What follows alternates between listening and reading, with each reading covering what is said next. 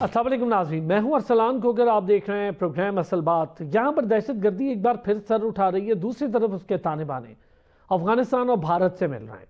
और अफगानिस्तान से तो खैर कोई बाइद नहीं है, भारत से भी कोई बाइद नहीं है। जिस किस्म की साजिशें वो इस पूरे खित्ते को आग में झोंकने के लिए करते चले जा रहे हैं, अब तो पूरी दुनिया इस पर नज़र भी रखे हुए बात भी कर रही है। बैनुल अक़वामी जो तंजीमें हैं, यूरोपीय यूनियन है, वो अफ़गानिस्तान में दहशतगर्दी ख़त्म करवाने के लिए मुसलसल बात कर रही है। वहाँ पर दहशतगर्द नेटवर्क्स का बढ़ता असर रसूख ख़तरा पैदा कर रहा है इस पूरे खित्ते के लिए। चाइना, रशिया, आज़रबाईजान, तमाम ममालिक, ईरान समेत इस पर बात कर रहे हैं। बांग्लादेश इस पर बात कर रहा है।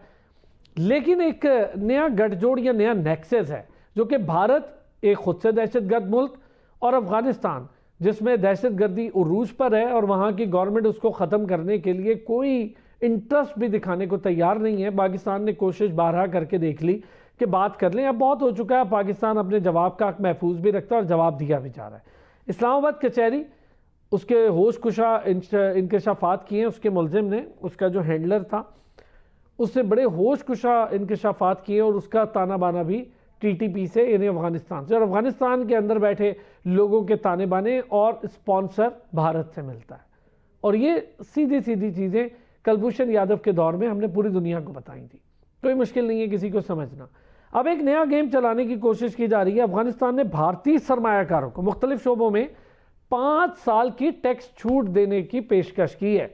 आप अंदाज़ा करें कि क्या कुछ होगा। जो कुछ ईरान में भारत कर चुका है, उनके ये दहशतगर्द और उनकी इंटेलिजेंस एजेंसी जो ताजरों के रूप में जाते हैं और फिर वहाँ दहशतगर्दी फैलाते हैं। अब अफ़गानिस्तान एक पहले से दहशतगर्दाना सोच रखने वाला मुल्क बनता जा रहा है और उसके साथ भारत का ये नेक्सस कितना ख़तरनाक होगा इस पूरे खित्ते के लिए, ख़ासतौर पे पाकिस्तान।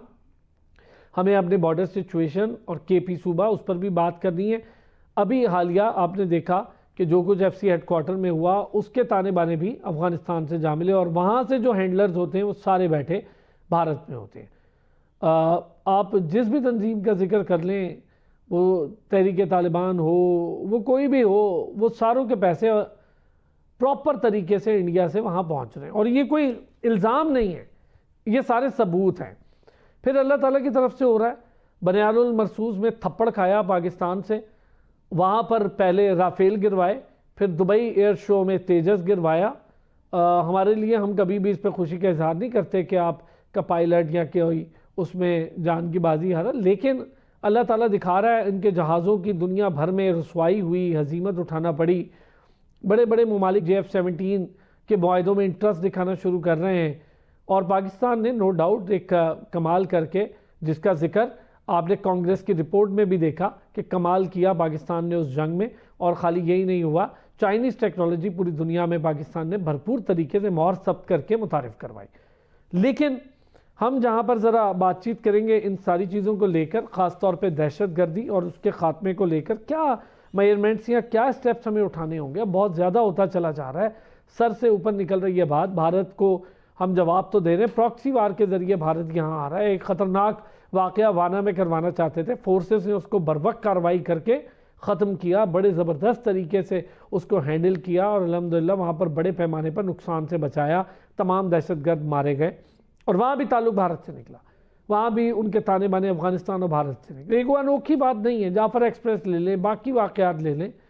अब्दुल्ला गुल साहब ने हमें ज्वाइन किया। अब्दुल्ला गुल साहब तहरीक जवानाने पाकिस्तान के सरबराह भी हैं, सीनियर तजियाकार भी हैं। जावेद सिद्दीक साहब सीनियर सहाफ़ी हैं, तजियाकार हैं। बहुत शुक्रिया दोनों हज़रात का। अब्दुल्ला गुल साहब, पहले ज़रा मैं चाहूँगा हम बात कर लें, जो भारतीय एयरक्राफ्ट की हजीमत हुई है, बड़ी बड़के मारते थे, बड़ी बातें करते थे, पहले दुनिया की टेक्नोलॉजी गिराते फिरते थे जहाज़ों की, उनको बदनाम कर रहे थे। अब तो वो उनके कमांडर ख़ुद भी बात कर रहे हैं, फ्रांसीसी कमांडर। खैर, हमें तो बोलने की कभी ज़रूरत ही नहीं पड़ी, दुनिया भर का मीडिया इसको रिपोर्ट कर रहा है। अब अपने भी जहाज़, वो तो पहले भी गिरते थे इनके पायलटों से, अब अपना वो तेजस जिसका बड़ा जिक्र कर रहे थे उसको एयर शो में ले गए थे। जो कुछ वहाँ हुआ, उसकी जो हजीमत हुई, पहले ऑयल लीक की फुटेजेस पूरी दुनिया में हजीमत का बायस बनी और फिर वो गिर गया। बिस्मिल्लाहिर्रहमानिर्रहीम। बहुत बहुत शुक्रिया अरसलान साहब। और देखें, वतइज़्ज़ो मंतशा वतज़िल्लु मंतशा, अल्लाह ताला जिसे चाहे इज्जत दे, जिसे चाहे जिल्लत दे, और भारत के नसीब में जिल्लत लिख दी गई है। वो अब हर फ्रंट के ऊपर उसकी मिलेगी।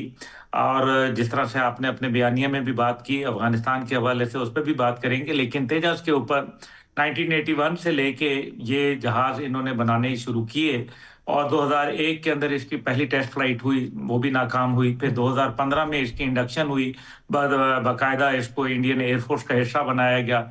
लेकिन वो दिन का दिन है, आज का दिन है। उनके अपने लोग जो हैं, उनके farmer air marshal, air chief marshal, air vice marshal, ये सब के सब जो हैं, ये उसके ऊपर एतराज़ात उठाते रहे। और एसपी धारकर जो थे, जो उनके vice chief of air staff थे, जिनको सुबुकदोश कर दिया गया था दौराने मार्का हक, तो वो भी आपको याद है कि वो तेजस के हवाले से उनकी बाकायदा वीडियोस मौजूद हैं। इसी तरीके से अमरप्रीत सिंह जो कि उनके एयर चीफ मार्शल हैं, उन्होंने भी तेजस को जो है बड़े आड़े हाथों लिया हुआ है और उनकी ये वीडियोस मौजूद हैं। छोड़ देना, हम लोग तो चलो जो भी बोलेंगे तो वो तो बड़ा बुरा लगेगा, लेकिन अपने लोगों की सुन लें। उनका अपना मीडिया जो है वो आप देख लें कि किस तरीके से उनका मीडिया जो है इसके ऊपर एतराजात उठाते रहा और करप्शन की भी बातें करते रहे। अब देखें ना, S-400 का जो गिरना बजाते खुद जो उसका तबाह होना, ये एक मज़ाहिका खेज बात थी। लेकिन S-400 के हवाले से भी रशिया ने जो है वो इंक्वायरी डिमांड की कि हमें आने दो, हम खुद देखेंगे, लेकिन उन्होंने इनकार कर दिया। फिर डिसॉल्ट एविएशन जो कि मैन्युफैक्चरर है राफेल की, उन्होंने कहा कि हम देखना चाहते हैं कि क्या वजूहात हुई, उसके ऊपर भी जो है वो उन्होंने जो है वो इनकार कर दिया।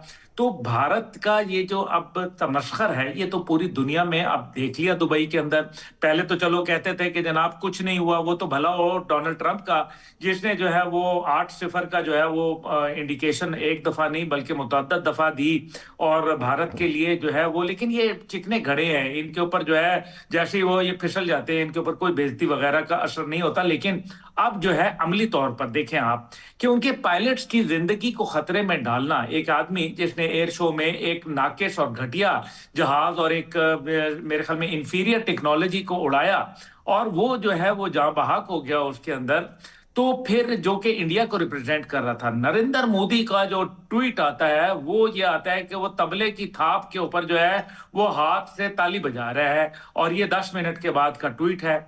ये एक मतलब अपने मुल्क के पायलट की ये इज्जत है उनके यहाँ, तो आप इसी से अंदाजा कर लें। फिर आप ये देखें सीरियसनेस का तौर मैं चाहूंगा आप इससे थोड़ी और डिटेल भी हमें इस पर हम बात करते हैं। जरा ब्रेक लेते हैं, वापस आते हैं, इस पर भी बात करते हैं। एक बार फिर खुश आमदीद कहेंगे। अब्दुल्ला गुल साहब हमारे साथ मौजूद हैं, जावेद सिद्दीक साहब मौजूद है, मोहम्मद नौशाद अली साहब सीनियर सहाफ़ी और तज्जियाकार हैं, उन्होंने भी ज्वाइन कर लिया। अब्दुल्ला गुल साहब, ज़रा थोड़ा सा टेक्निकल चीज़ें आप हमें बता रहे थे, फिर मैं आगे बढ़ता हूँ। ये जो वहाँ पर एक बिहेवियर उमूमी तौर पर बन गया, मैं तो हैरान हूँ कि दुनिया में इतनी अजीमत, इतनी बेइज्जती उठाई, अभिनंदन को हमने चाय पिलाई, पूरी दुनिया ने देखा, वो मूवीज बना रहे हैं उन पे, मतलब ऐसे बच्चों वाला ज़हन है इनका कि दुनिया को क्या बता रहे हैं, पूरी दुनिया ने देखा है जो कुछ हुआ। अब वो अपने पायलट के साथ जो कुछ कर रहे हैं, वो जिसकी जान चली गई तेजस चलाते हुए, इससे पहले मिग गिरा गिरा के उन्होंने 400 से ज़ायद पायलट मरवा लिए थे। देखिए, वो जो जितनी भी बातें करते हैं ये अपने मेरे ख्याल में लोगों को उल्लू बनाने के लिए करते हैं। इससे दुनिया का कोई ताल्लुक नहीं है। दुनिया के पास सैटेलाइट्स हैं, दुनिया के पास जो है वो ट्रेसेस हैं और खुद डिसॉल्ट एविएशन जो है वो ये बात कर चुकी है कि उनके जो शुरू में मॉन्डे अखबार ने कहा था फ्रांस के कि हमारे 3 जो राफेल हैं वो तब तक उनके पास, ये अगले दिन की बात बता रहा हूँ जंग के, तो उन्होंने 3 का तो उस वक्त कंफर्म कर दिया था। तो ये देखें ना, फ्रांस कर रहा है कंफर्म। इन्होंने पाकिस्तान पे इल्जाम लगाया जब अभिनंदन आया कि जी हमने तो पाकिस्तान का F-16 गिरा दिया। अच्छा चलो भाई, वो लॉकहीड मार्टिन जो कंपनी है, क्योंकि उनके तमाम जहाजों का जो है ना वो एक डेटा होता है उनके पास, वो उन्होंने कहा हमारा कोई जहाज नहीं गिरा। उन्होंने बोल दिया कि कोई F-16 जो था वो शूट डाउन नहीं हुआ और आज तक कोई वो ये ट्रेस नहीं दिखा सके। हमने टेल नंबर के साथ, उनके बकायदा सिग्नेचर्स के साथ हमने पूरी दुनिया को जो है वो शो किया। हमारे ISPR ने एक एक डिटेल बता दी, इररिफ्यूटेबल एविडेंस, लेकिन वो नहीं मानते। अब इस सारी को छोड़ दें, अभी आ जाए उनकी टेक्निकल बातों के ऊपर। अब ये देखिए, ये जो जहाज है, पहली बात यह है कि ये बहुत पुरानी टेक्नोलॉजी हो गई। जिस जहाज ने 2000 के अंदर सन 2000 में इंडक्शन होनी थी, वो 2015 में इंडक्शन हुआ। 2 स्क्वाड्रन्स टोटल उनके आए और अभी भी उनके जो तकरीबन 113 इंजन हैं, जो अभी से तकरीबन 2 हफ्ते पहले डील साइन हुई है जनरल इलेक्ट्रिक अमेरिका के साथ, उन्होंने 2028 के अंदर इनको जो है 113 इंजन फराहम करने हैं, तो फिर हनूज दिल्ली दूरस तब तक इंशाल्लाह पाकिस्तान छठी जनरेशन जहाज के ऊपर बैठा होगा और ये फिर अपने ले जाए तेजस को। तेजस फ्लाइंग कॉफिन कहला रहे हैं। जब फ्लाइंग उड़ते ताबूत जो है वो मिग 21 को कहा था, जिसने 2000 में रिटायर होना था और तेजा ने उसकी जगह लेनी थी। वो जहाज आज तक इन्होंने जो है वो अब जाके रिटायर हुआ है। तो अब आप मुझे ये बताएं कि इनके पास टोटल 27 स्क्वाड्रंस जो है वो स्ट्रेंथ रह गई है। इनको चाहिए है 42 स्क्वाड्रंस। इनकी ख्वाहिश है कि जनाब वो जल्द से जल्द आ जाएं, लेकिन इनकी ट्रेनिंग इंतहाई नाकिश है। और मैं आपको अरसलान साहब एक बात बड़ी अहम बता दूं, पूरी दुनिया की एविएशन जो है उसने कहा है कि हम भारत को जहाज नहीं देंगे, क्योंकि इससे उनकी कंपनी के शेयर्स खराब हो जाते हैं। जिस तरह से 26% जो शेयर्स थे वो डिसॉल्ट एविएशन के जो है वो राफेल गिरने के बाद हो गए थे। और इसी तरह से जो चेंगडू कंपनी थी जिसके JF-17 थंडर है, उनके जो है वो जो शेयर्स में थे 37% इजाफा हुआ था। तो अब ये आप देख लीजिए कि दुनिया के अंदर जो तेजा जो इन्होंने ब्राजील को देने के लिए कहा था, ब्राजील ने जो है उसके ऊपर फिलहाल कैप कर दिया हुआ है। और दुनिया के अंदर जो ये वावेला करने चले थे, 115 लोग एग्जिबिटर्स वहां मौजूद थे दुबई एयर शो में, जिसमें 200 जहाज जो थे वो जिन्होंने करतब भी दिखाने थे और जिन्होंने जमीन के ऊपर खड़े होकर लोगों का जो है वो लोगों ने मुआयना करना था। आप देख लें कि पाकिस्तान के स्टॉल पे खड़े होकर जो है JF-17 थंडर को हसरत भरी निगाहों से भारतीय पायलट देख रहे थे, सेल्फियां उतार रहे थे। और हमारे स्टॉल खाली यही नहीं, पूरी दुनिया जा जाके वहां देख रही थी।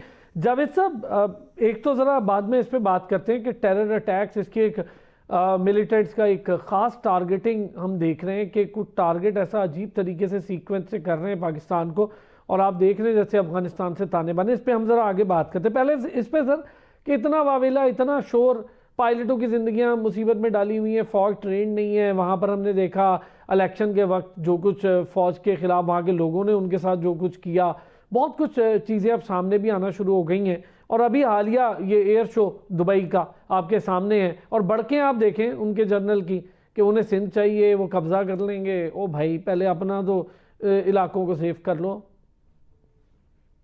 देखिए, वो एक मैं समझता हूँ कि हिंदुस्तान एक खुद फरेबी में मुब्तला है, और किसी ने बिल्कुल दुरुस्त कहा था कि वो सारी अपनी फॉरेन पॉलिसी और डिफेंस पॉलिसी जो है उसको वो अपना जो उनकी फिल्मी दुनिया है उसके तनाजुर में देख रहे हैं कि इस तरह वो फिल्मों में अपना पेश करते हैं अपने आप को कि हिंदुस्तान जो है बड़ा मुल्क है, it's rising India, shining India वगैरह वगैरह।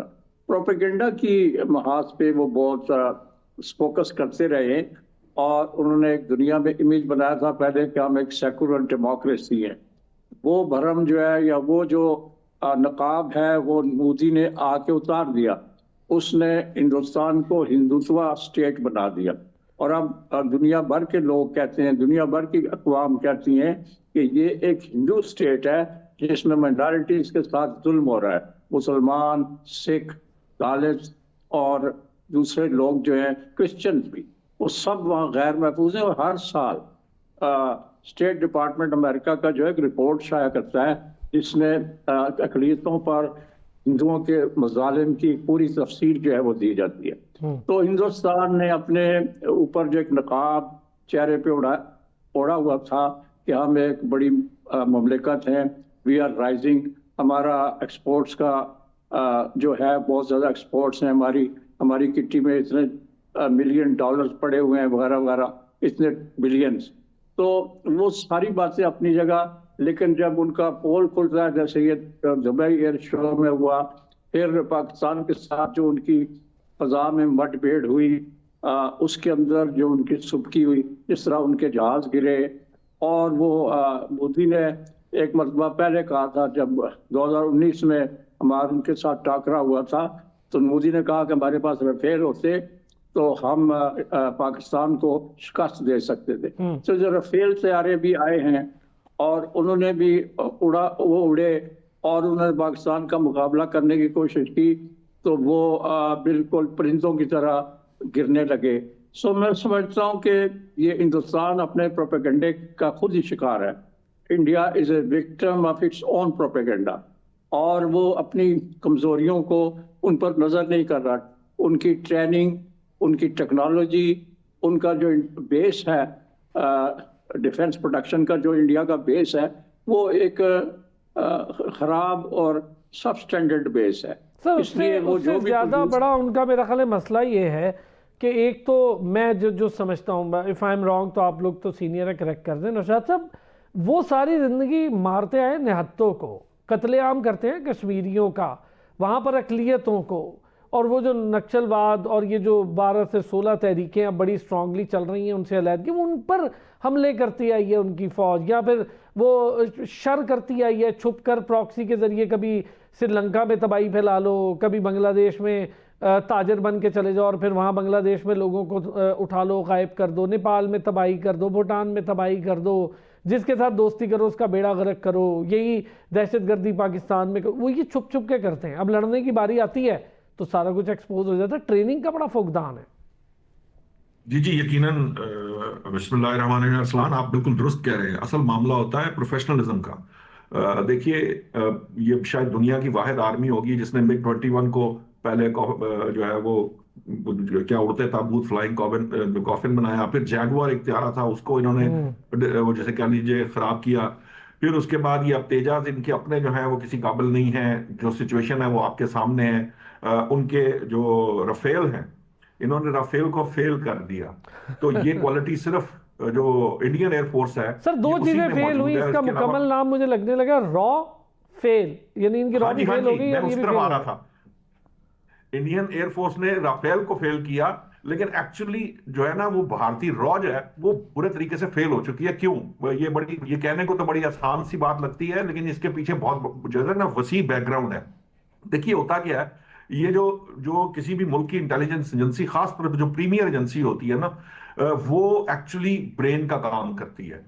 वो ना सिर्फ ये बताती है कि आपके सामने क्या है, वो ये भी बताती है कि आपके पीछे क्या है, आपने करना क्या है।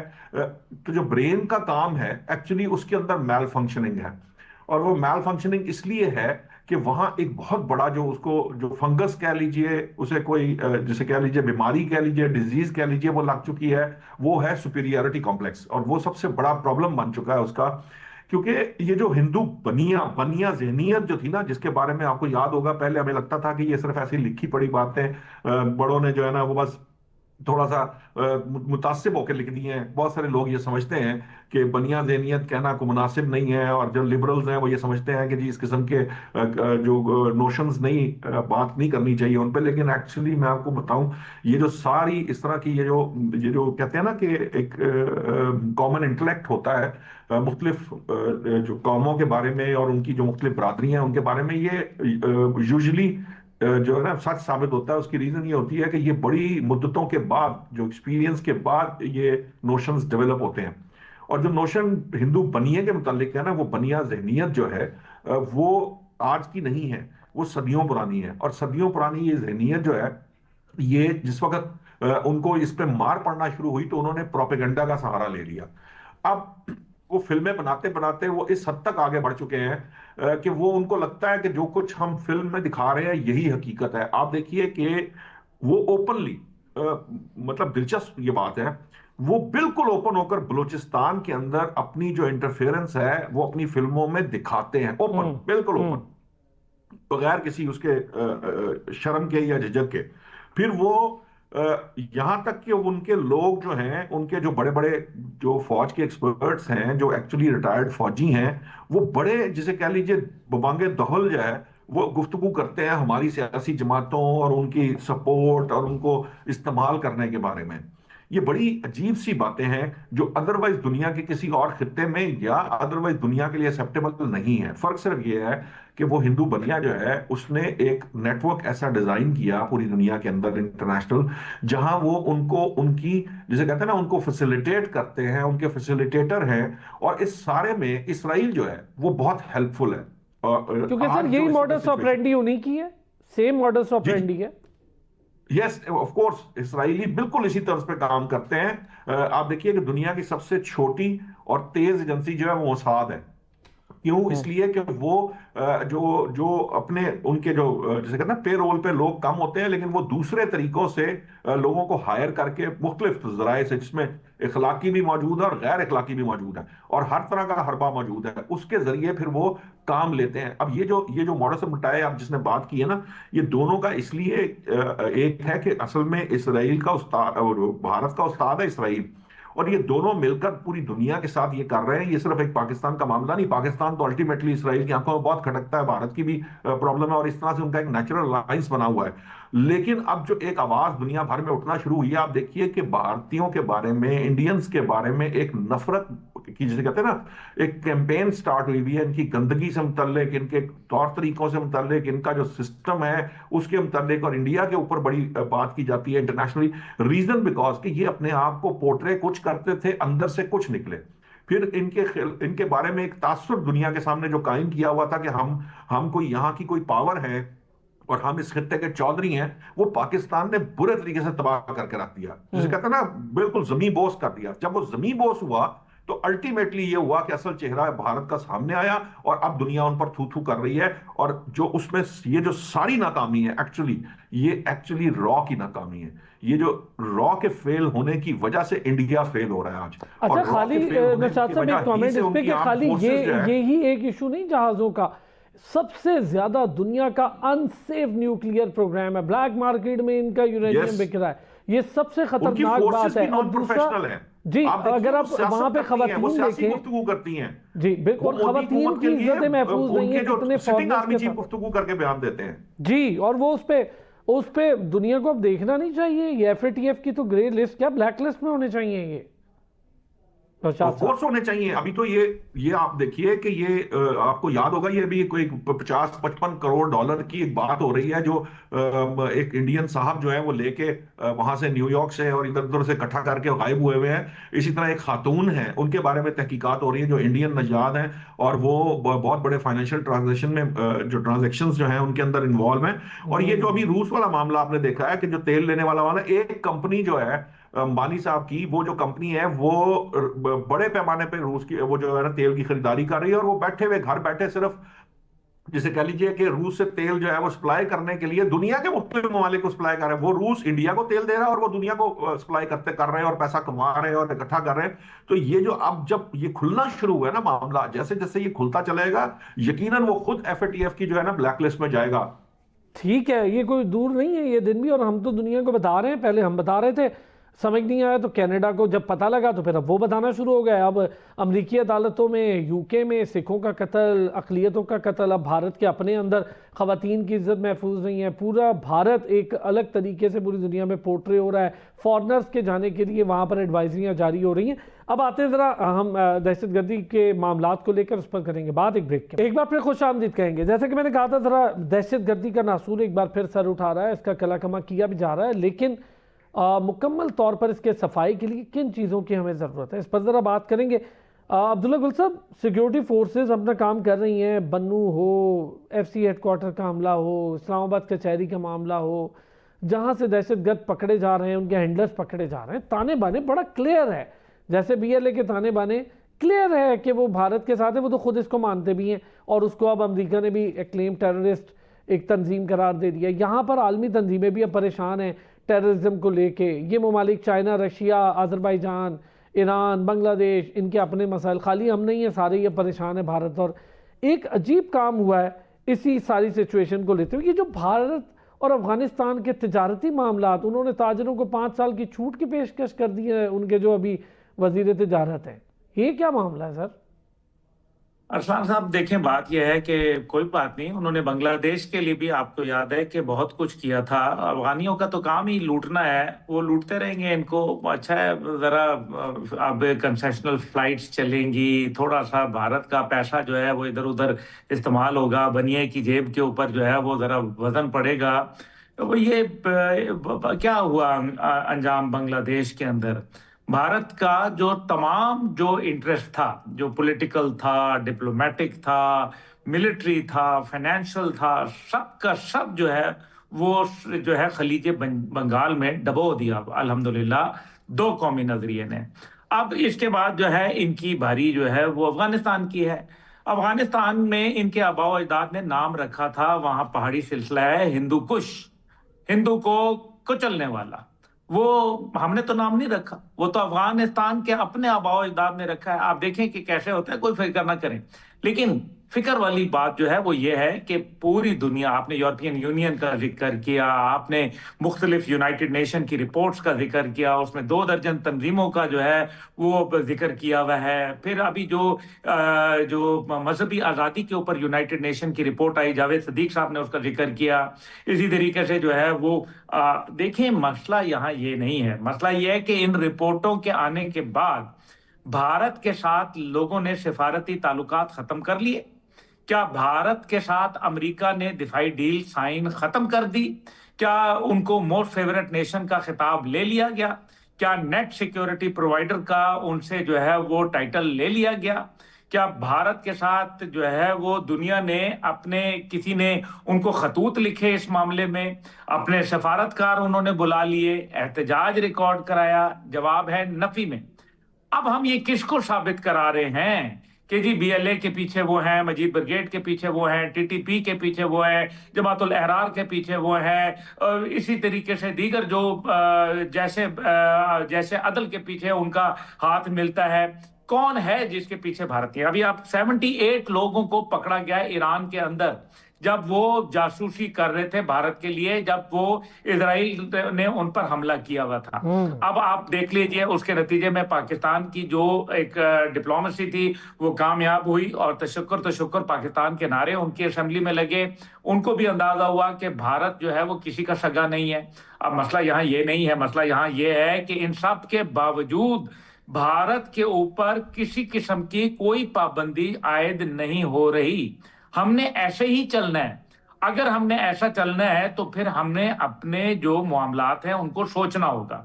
हमें ये देखना पड़ेगा कि पॉलिटिकल जो अनरेस्ट है पाकिस्तान में, उसके अंदर भी कहीं ना कहीं भारत का सोशल मीडिया के जरिए फुटप्रिंट मिलता है। वो कश्मीर हो, वो आपका जो है वो गिलगित बल्तिस्तान हो, वो आपका जो है सिंध के हवाले से अभी मौसूफ ने जो गुफ्तगू की राजनाथ सिंह ने, वो तो सिर्फ इस वजह से कि वो तवज्जो मबजूल कराना चाहता है, otherwise he was talking nonsense. दूसरी जानिब जो है उनके खुल के जो मीडिया के ऊपर जिस तरह से बोल रहे हैं, वो उनके पता नहीं कौन है, जर्नैल, इस किस्म के जर्नैल है, तभी तो वो जूते खाते हैं। वो बख्शी वगैरह जो है उसको तो यहाँ झाड़ू रखने के लिए कोई ना करे फौज के अंदर भर्ती। इतना वो थर्ड रेट आदमी है, I am sorry to use this word, लेकिन वो है ही इस काबिल, तो मैं उसके लिए और क्या बोलूं। उसके बाद जो है आप ये देख लीजिए कि वो अर्नब गोस्वामी जो उनका बहुत बड़ा जो है, जिसको जो है वो 6 मंजिलें नजर आ रही हैं उस इमारत के ऊपर, जिसकी 6 मंजिलें है ही नहीं अफगानिस्तान के अंदर, कमाल करते हैं ना। तो ये उन लोग देखें, दुनिया को तो ये उल्लू नहीं बना सकते, अपने लोगों को बेवकूफ बनाते रहे, जो मर्जी करते रहे। देखिए ना अब्दुल्ला साहब, ये जो नेक्सस है, आप ये नेक्सस का एक तरीका कार देखिए। अब वो अफगानी वहां पर उन्हें बिठाएंगे और वो उनकी इंटेलिजेंस एजेंसी ताजिर बन के वहाँ चली जाएगी, जो वो रॉ बदनामे ज़माना करती है। ये पाकिस्तान से बॉर्डर बंद होने के इस तरह उनको क्या दे देगा इंडिया? और मैं तो कहता हूँ इंडिया में घुसे एक बार, उन्हें पता तो चले कि दहशतगर्दी क्या हो। एक बार घुस जाएंगे वहाँ, कहते हैं कि चाबहार के साथ ट्रेड हो जाएगी। चाबहार के साथ ट्रेड नहीं हो सकता। सर वो वॉल्यूम बताया था नौशाद साहब ने हमें कि बहुत कम है। चाबहार के ऊपर अमेरिका ने पाबंदियां लगाई हैं। इतना बड़ा ट्रेड जो वॉल्यूम है, लाए ना अपने जहाजों को लाएं, पाकिस्तान तो गुजरने नहीं देगा। फिर आए कहीं और से जाके होके आए, मजा भी आएगा, मजा तो इनको बड़ा ठीक ठाक आएगा मजा, बल्कि तो जरूर करें। ठीक है, इस पे जरा ये चीज जावेद साहब प्लीज, ये जो अफगानिस्तान और भारत के सरमायाकार मुख्तलिफ बड़ी दावतें दे रहे हैं, उनको छूट भी दे रहे हैं, और the associate chambers commerce and industry of India के साथ वो सेशन भी कर रहे हैं, ये क्या कर लेंगे इन चीज़ों से? और इनको तो डॉलर चाहिए। और जो शख्स कर रहा है, मैं तो हैरान हूँ कि वो हाजी साहब हैं, वो अलहाज नूरुद्दीन अजीज़ी साहब हैं, और बैठे किनके साथ हैं? जो कश्मीरियों को कत्ल कर रहे हैं, जो फ़लस्तीनियों के कत्ल में बराबर के शरीक हैं। मेरा ख्याल है ये जो रोमांस है तजारत वाला अफगानिस्तान और इंडिया का, ये चल नहीं पाएगा और ये वायबल भी नहीं है। मैंने जितनी भी रिपोर्ट्स देखी हैं उसके मुताबिक ये बहुत ही एक्सपेंसिव डील है, और हमारे जो अफगानी भाई हैं, पता नहीं वो किस गलतफहमी का शिकार हैं, वो सही तौर पे सोच नहीं रहे हैं। और उनका तज्जिया या जायज़ा दुरुस्त नहीं है। पाकिस्तान के साथ उनके जो कमर्शियल रिलेशंस थे वो बहुत ही मजबूत और बहुत अच्छे थे, और वो सब के सब ये कहते हैं कि हमें सबसे सस्ता पाकिस्तान का रास्ता, ये जो तजारती रूट है, ये पड़ता था, और अपनी एक्सपोर्ट्स वो हमारे ज़रिए भेजते थे और इंपोर्ट्स हमारे ज़रिए जो आ रही थी, पाकिस्तान खुद उनको बड़े सस्ते दामों अशियाए खुर्द-ओ-नोश, दुनिया की बाकी जो चीज़ें हैं वो फराहम करता था। तो उनको एक हिंदुस्तान ने चकमा दिया है, और उनके कॉमर्स मिनिस्टर अफगानिस्तान के वज़ीर तिजारत गए हैं, और हिंदुस्तान ने उनको कोशिश की है कि उनको कोई लोरियां सुनाए, लेकिन मैं नहीं समझता कि ये इतना काबिल अमल मामला है, और ना इससे उनको कुछ हासिल होगा। ये बहुत ही एक्सपेंसिव है। एक तो उनकी फ्लाइट्स बड़ी लंबी, फिर वो पाकिस्तान की स्पेस से गुजरना, ये उनके लिए उनके मसाइल हैं। तो काबुल के लोग आफ्टर सम टाइम वो रियलाइज करेंगे कि जो चीज़ें वो वहाँ से मंगवा रहे हैं वो बहुत एक्सपेंसिव पड़ रही हैं, और उनकी मार्केट जो है वो इसके खिलाफ बगावत करेगी। और ये नारा अफगानिस्तान से ही उठेगा कि पाकिस्तान के साथ तजारत बहाल की जाए, और ये बॉर्डर्स खुलवाए जाएं, और पाकिस्तान के साथ जो मुखासमत की पॉलिसी है इसको ख़त्म किया जाए। तो पाकिस्तान तो अफगानिस्तान को कई दहाइयों से फीड कर रहा था। हमारी गंदम, हमारी चीनी, हमारी दूसरी मसनूआत मैंने खुद अफगानिस्तान में देखी हैं। पाकिस्तान के बना हुआ दूध के ये पैकेट्स और पंखे गुजरात के और सियालकोट के और गुजरावाला के, और ये washing machines, I saw these things in Kabul and elsewhere in Afghanistan, जो वो यूज़ कर रहे थे, और बड़ी सस्ती। तो अब उनको पता चलेगा कि पाकिस्तान के साथ जो झगड़ा है, या पाकिस्तान के साथ जो जिस अनाज का वो मुजाहरा कर रहे हैं, और पता नहीं किसके कहने पे कर रहे हैं, इंडिया के कहने पे कर रहे हैं, और ये उनको बड़ी बड़ी महंगी एक्सरसाइज है उनके लिए। क्या मैं कहेंगे समझता हूं नौशाद साहब, कि ये सेम चीज़, क्योंकि ये डिफरेंट नहीं है, हम इसकी एक्सपेक्टेशन कर रहे हैं, अब वो अपने चाह बहार दे देंगे, लेकिन वो भी अब ईरान भी समझता है इन्हें बड़े बेहतर तरीके से, ऐसे कैसे दे देंगे, और चीज़ें पूरी दुनिया के सामने, अब तो पूरी दुनिया कह रही है अपनी दहशतगर्दी ख़त्म करो। और मैं तो कह रहा हूँ जाएँ ना, इंडिया के साथ ताल्लुकात रखें, जाएँ वहाँ दहशतगर्दी फैलाएं जैसे यहाँ कर गए। ऑब्वियसली ये वाला एस्पेक्ट आप बात कर रहे हैं ना, ये भी बड़ा दिलचस्प है कि जैसे ही अफगानिस्तान और इंडिया के मामलात सीधे होंगे, दोनों वैसे तो अपने अपने, जैसे कह लीजिए कि अपने अपने मकासद, जो छुपे हुए मकासद हैं, उनके लिए काम कर रहे हैं। इंडिया जो है वो पाकिस्तान के खिलाफ प्रॉक्सी के तौर पे इस्तेमाल करना चाहता है, लेकिन दरअसल जो अफगानी है, देखिए उनके पास वहां देने के लिए क्या है। मेवा जात देने से तो इकोनॉमी जो है वो उनकी संभल नहीं सकती। ड्रग होगी, ड्रग देते हो, ड्रग इकोनॉमी पर तो पूरा अफगानिस्तान का इन्हिसार है। यस, अब वो अल्टीमेटली और खैर इंडियंस ने भी बहुत पैसा कमाया है, अमेरिका से मुराद ले लेके उन्होंने भी $250 बिलियन की किटी बनाई हुई है, जिसके ऊपर अमेरिका की भी नजर है। अफगानी भी उसमें से कुछ फायदा उठाएंगे, तो यकीनन वहां पे ड्रग्स है, असलहा है, ये सारा कुछ उस मुआशरे के अंदर जाएगा, तो यकीनन फिर भारत को समझ आएगी। वैसे तो मुझे बिल्कुल भी उम्मीद नहीं है कि ये डील जो है ये कोई तोड़ चढ़ेगी, या ये रिलेशंस जो है ये कोई देरपा रिलेशन साबित हो सकते हैं, क्योंकि ये जो अभी अब्दुल्ला गुल साहब ने और जावेद साहब ने बात की है, वो दोनों एस्पेक्ट जो है बड़े इंपॉर्टेंट है।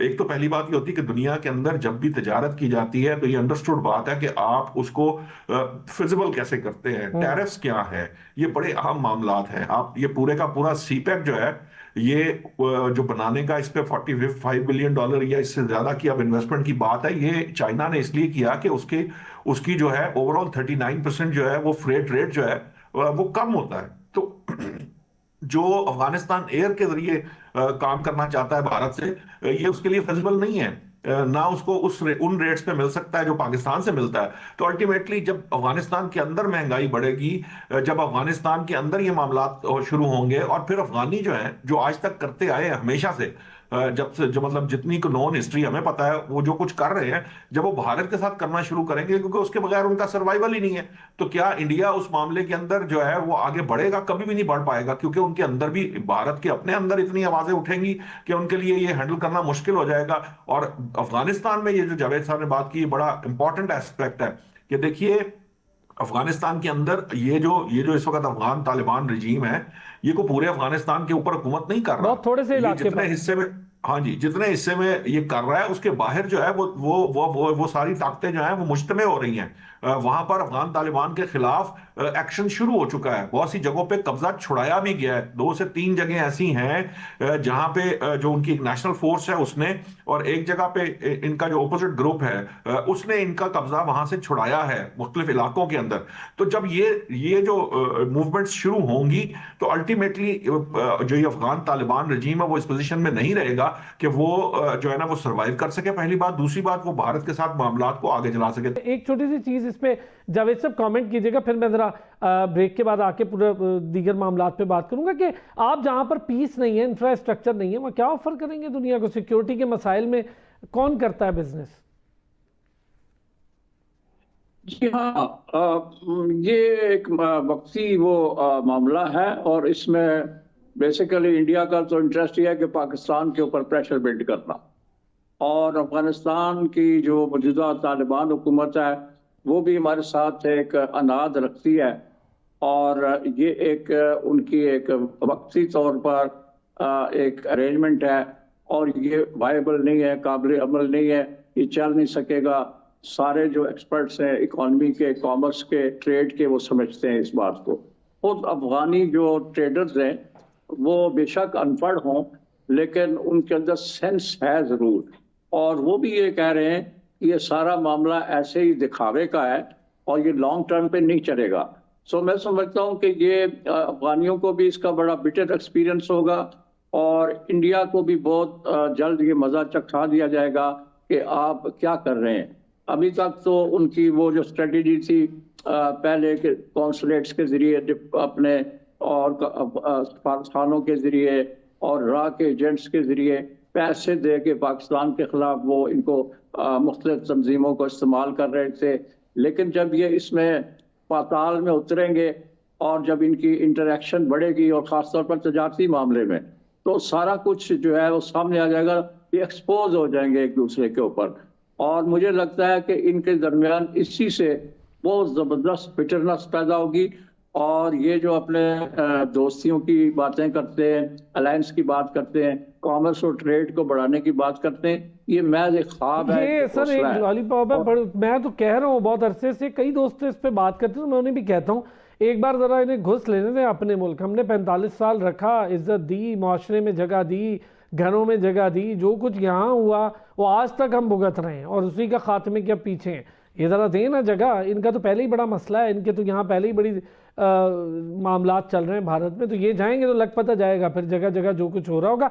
एक ब्रेक से वापस आते हैं। अब हम ज़रा अपने हवाले से भी बात करेंगे। सिक्योरिटी फोर्सेस अपना काम कर रही हैं, क्या सूबे जहां ज़रूरत है वो अपना काम कर रहे हैं बेहतर तरीके से? गवर्नमेंट को अपनी पॉलिसीज़ कैसे डिराइव करनी है, ये नेशनल एक्शन प्लान पे बार बार बात करते हैं, लेकिन क्या इस पर अमल दरामद का वक्त है या फिर किसी और चीज़ की ज़रूरत है? वापस आते हैं ब्रेक से, इस पर बात करते हैं। एक बार फिर खुश आमदीद कहेंगे। अच्छा जावेद साहब, हमारे यहाँ सिचुएशन थोड़ी सी हो रही है वर्स्ट, हम भी परेशान हो रहे हैं कि सिक्योरिटी फोर्सेज अपना काम कर रही हैं, मुख्तलिफ मामलात हैं। आप एक सीक्वेंस ऑफ मिलिटेंट टारगेट्स को देखें, आम आवाम को टारगेट करना और यहीं के लोगों का कुछ इस्तेमाल भी करना। जो लोग पकड़े जा रहे हैं उनका ताल्लुक अफ़गानिस्तान से निकल रहा है, वो ख़ुद भी या तो अफ़गानी हैं या फिर वहाँ बैठ के उनके हैंडलर्स हैं। अभी कचहरी का जो वाक़या हुआ इस्लामाबाद कचहरी में बम ब्लास्ट का, उसके हैंडलर ने जो इंकशाफात किए वो तो बड़े होशरुबा इंकशाफात हैं। फिर सेम हम देख रहे हैं कि FC हेडक्वार्टर को ले लें आप, वहाँ भी मामलात सेम वैसे हैं। जाफ़र एक्सप्रेस में लिया तो वहाँ भी हालात भारत से हैंडल होते रहे और वो तो मान भी रहे हैं इस बात को। ये चीज़ें हैं, इसको कैसे देखना है हमने? क्या कोई नेशनल एक्शन प्लान टाइप को चीज़ चाहिए या उसी पर हम अमल कर लें? नेशनल एक्शन प्लान तो it is already in place, वो मौजूद है, उस पर अमल दरामद करने की ज़रूरत है। और सूबों और वफाक के दरमियान एक ज़्यादा हमआहंगी, अंडरस्टैंडिंग होनी चाहिए, और वो एक पेज पे होने चाहिए, उनमें कोई गलत फहमी नहीं होनी चाहिए। इस सिलसिले में काम करने की ज़रूरत है। अच्छा जावेद साहब, इसमें एक एडअप कीजिएगा, माजरत आपकी बात काट रहा हूँ। एक सूबा जो जिसको सबसे ज़्यादा मुतासिर सूबा कहा जा रहा है दहशतगर्दी से, क्या उनकी प्रायोरिटीज़ हैं दहशतगर्दी का खात्मा? बतौर जर्नलिस्ट आप देख रहे हैं? अभी तक तो उन्होंने कोई ऐसी चीज डेमोन्स्ट्रेट नहीं की अमली तौर पे कि वो चाह रहे हैं कि भाई उनके सूबे में अमन कायम हो, दहशतगर्दी खत्म हो, और इसके लिए कोई किसी अज़्म का इजहार नहीं किया। वो इसके बरक्स जो है बातें करते रहे। आज एक स्टेटमेंट है चीफ मिनिस्टर KPK की कि हम दहशतगर्दों को यहाँ इजाजत नहीं देंगे कि वो सूबे का अमन और अमान तबाह करें और हम पर हमले करें। लेकिन इसके लिए ये स्टेटमेंट ही काफी नहीं है, उनको प्रैक्टिकली डेमोन्स्ट्रेट करना पड़ेगा। वो हाई लेवल मीटिंग्स को अवॉइड करते हैं जो लॉ एंड ऑर्डर के हवाले से होती रही हैं, तो उनको अपने रवैये को बदलना होगा। और नुकसान KPK का हो रहा है, और वहाँ पे जो लोग हैं और हम लोग हैं वो टारगेट हो रहे हैं, और उनकी जो पुलिस है उस पर हमले हो रहे हैं, FC पे हमले हो रहे हैं। तो सारे के सूबे का सारा अमन जो है वो ताहोबाला हो चुका है। तो उनको ये सोचना चाहिए कि एक जवाब वो दे रहे हैं बाकी सूबों को और फेडरल गवर्नमेंट को और इदारों को कि वो इंटरवीन करें इस सूबे में, और उनकी जो हुकूमत है, जो इलेक्टेड गवर्नमेंट है, उसका ये उसका फर्ज है कि वो अपनी उस डेमोक्रेटिक जो क्रेडेंशियल्स हैं उनको साबित करें कि वो जेन्युइनली इलेक्टेड हैं, वो सूबे के लोगों की फलाह व बहबूद का काम करना चाहते हैं, उनको प्रोटेक्शन देना चाहते हैं। सबसे बड़ा काम किसी भी हुकूमत का लोगों को तहफ़्फ़ुज़ देना, उनकी ज़िंदगी को, उनकी प्रॉपर्टीज़ को और उनके जान और माल को। अगर इसमें कोई हुकूमत फेल होती है तो लाजमन उस हुकूमत को वहाँ उसका हुकूमत में रहने का जवाब खत्म हो जाता है। जो चीफ मिनिस्टर है नए और उनकी कैबिनेट और जो भी ये लोग सारा इंतजाम कर रहे हैं वहाँ पे, उनको सोचना होगा कि इस सिलसिले में उनको वफाकी हुकूमत और बाकी जो इदारे जो हमारे सिक्योरिटी के जो दहशतगर्दी को कुचलना चाहते हैं, इसका सर कुचलना चाहते हैं, उनके साथ मिलकर काम करें और कोई ऐसी दरार न पैदा करें जिससे ये तासुर पैदा हो कि खुदा न खास्ता एक सूबा जो है जिसमें बहुत ज़्यादा दहशतगर्दी की वारदातें हो रही हैं वो वफाक के साथ तावन नहीं कर रहा। अगर ये तासुर ज़्यादा आम हुआ और इसको स्ट्रेंथ मिली तो ये KPK की हुकूमत के ख़िलाफ़ जाएगा, और जो उनका रवैया पॉलिसी है उसको लोग जो है पाकिस्तान के लोग वो मुस्तरद कर देंगे और एक जवाब पैदा होगा कि उनकी हुकूमत जो है उसको खत्म किया जाए। सामने आया अभी इलेक्शन हुए, चले हम इलेक्शन पे बात नहीं कर रहे, लेकिन अभी जो कुछ हुआ है उस इलेक्शन में वो काफ़ी कुछ सामने भी आ रहा है। कौमी असेंबली की सीटें भी जा रही हैं, सूबाई की भी जा रही हैं। चीज़ें सिर्फ एक बंदे के इर्द गिर्द पूरी चीज़ें घुमा रहे हैं, पूरी सियासत घुमा रहे हैं। सूबा 10 साल से ऊपर आपके पास है, किया क्या है वहाँ पे? मैंने विजिट किया नौशाद साहब, तो उसके बाद काफ़ी चीज़ें सामने आई। बहरहाल वो आज का टॉपिक नहीं, लेकिन हम उस पर फिर बात करते हैं। पर ये जो कुछ हो रहा है सर, आप समझते हैं कोऑर्डिनेशन के बगैर मामला ठीक हो सकते हैं, और जो सूबा ज़्यादा जल रहा है वही कोऑर्डिनेशन में सबसे पीछे? उसकी वजह है ना उनकी, उसकी वजह ये है कि वो ये समझते हैं कि उन्होंने एक मौक़िफ़ इख्तियार किया था हालिया कि जी वो ये समझते हैं कि जी उन्हें TTP से जो है वो मुज़ाकरात करने चाहिए, TTA से मुज़ाकरात करने चाहिए। ये एक लाइन ली थी जिसकी कोई सेंस नहीं थी। हालांकि खुद Pakistan Tehreek Insaf national action plan की सिग्नेटरी है, और सिग्नेटरी होने की वजह से वो इस सारे मामले के प्रोसेस में पहले KPK के सूबे में जब उनकी हुकूमत थी तब वो इसका हिस्सा बने रहे हैं। ये सिर्फ एक शख्स जिसकी आपने बात की थी, एक शख्स चूंकि डयाला जेल में कैद है, उसका प्रेशर डेवलप करने के लिए, सिर्फ प्रेशर डेवलप करने के लिए, अदरवाइज सर ये तो पूरा सूबा आग में झोंक रहे हैं, इस तरह का प्रेशर, ये तो बड़ी ज्यादती है। आप वो उनके बस में हो तो वो पूरा मुल्क जो है वो झोंकने के लिए तैयार है। आप उनके स्टेटमेंट्स नहीं सुनते, आप पंजाब में उनके लोगों की गुफ्तगू नहीं सुनते, या सिंध में नहीं सुनते, या अदरवाइज नहीं आप सुनते।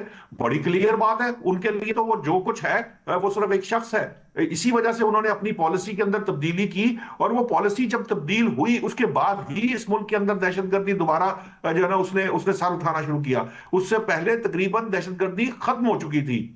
अच्छा, अभी भी नौशाद साहब जब ऑपरेशन की बात आती है तो वहां भी वो आड़े आ जाते हैं, वो भी नहीं होने दे रहे भाई। देखिए ये इसलिए होता है, इससे पहले ऑपरेशन नहीं हुए क्या? उस वक्त ऑपरेशन नहीं हुए थे KPK के अंदर जब पाकिस्तान तहरीक इंसाफ की सूबे में हुकूमत थी? उस वक्त ऑपरेशन हो रहे थे। बिल्कुल। क्यों? उस वक्त उनके साहब जो थे वो अडयाला जेल में कैद नहीं थे। ये सिर्फ जो उन्होंने पूरी की पूरी पॉलिसी में तब्दीली की बात कही, ये मुज़ाकरात की बात कही, इसका सिर्फ एक मकसद था कि आपकी लॉ एनफोर्समेंट एजेंसीज, आपका विफाक और आपके दीगर सूबों पर यह प्रेशर बनाया जाए कि इसके जरिए हम ये कोई गुंजाइश पैदा करें कि किसी तरीके से एस्टैब्लिशमेंट जो है वो राजी हो जाए उस जो अडयाला जेल के कैदी को किसी बातचीत करने के लिए, क्योंकि एस्टैब्लिशमेंट तो तैयार नहीं है। वो चाहते हैं, जो उनके साबिक वजीर आला है अली अमीन गंडापुर, ये उनकी तजवीज थी कि इनको बनी गाला शिफ्ट कर दिया जाए और जो है ना मामलात को बेहतर किया जाए, जिसे रिजेक्ट कर दिया गया। अब स्टैब्लिशमेंट चूंकि उनसे बात करने पे तैयार नहीं है, इसलिए ये हर बार आजमाया जाता है, इस तरह के टैक्टिक्स आजमाए जाते हैं, जिसका नुकसान ये है कि उसका बाकी सूबे तो अपनी अपनी बाउंड्रीज के अंदर काम कर रहे हैं और बेहतर काम कर रहे हैं, जिसकी वजह से आपको पंजाब में, सिंध में अब उस तरह की दहशतगर्दी नजर नहीं आती। बलूचिस्तान एक बिल्कुल डिफरेंट मामला है। उसकी रीजन ये है कि बलूचिस्तान में कुछ अलहदगी पसंद तंजीमें थी जो पहले से काम कर रही थी। अब अगरचे उन्होंने टीटीपी के साथ गठजोड़ कर लिया है, ये अक़वाम मुत्तहिदा की रिपोर्ट्स बताती हैं कि इन अलहदगी पसंदों ने टीटीपी के साथ गठजोड़ किया है। और चूंकि आप टीटीपी का जो जैसे कह लीजिए कि दायरा तंग कर रहे हैं, उनके ऊपर जब दायरा तंग हुआ तो उन्होंने जॉइन हैंड्स कर लिए। इसी तरह आपने बीएलए और दीगर जो सेपरेटिस्ट मूवमेंट्स हैं उनको कंट्रोल करने की कोशिश की, तो इन्होंने जॉइन हैंड्स कर लिए। लेकिन बलूचिस्तान के अंदर भी उस तरह के मामला अभी उस तरह नहीं है जिस तरह केपी के मामला। अब ये देखिए ये जो 80 वाला हमला है, अगर ये दहशतगर्द जो बुक्कल मारे हुए वहां तक पहुंचा, उस सड़क पे फिर रहा था, किसी वजह से फिर रहा था ना, इसका कोई ना कोई लोकल फैसिलिटेटर भी मौजूद है, इसे रास्ता भी दिया गया है, किसी ना किसी तरीके से ये दाखिल हुआ है पाकिस्तान के अंदर। बाकी लोग जिन्होंने अंदर इन्वेट करने की कोशिश की वो भी किसी तरह से ये इस प्रोसेस में कामयाब हुए हैं, तो यकीनन कहीं ना कहीं फैसिलिटेशन जारी है। सर देखिए ना, यहाँ भी हैंडलर था ना, इस्लामाबाद कचहरी वाले मामले में था और फौरन डिटेक्ट हो गया, उसको पकड़ भी लिया गया, उसके इंकशाफात हो गए। मैं कहता हूँ एक छोटे से इस पर कॉमेंट जरूर करें, आप वो भी नहीं दे रहे पुलिस को ये जो फुली प्रूफ्ड गाड़ियां हैं, जो प्रोटेक्टेड गाड़ियां हैं, वो भी आपने नहीं ली, वो भी मना कर दिया कि नहीं जी हमने नहीं लेनी बुलेट प्रूफ गाड़ियां, और ये भी नहीं करना। उन बेचारे फ्रंट लाइन रनर हैं वो इस लड़ाई के, उनको भी आपने वुल्नरेबल पोजीशन में डाल दिया।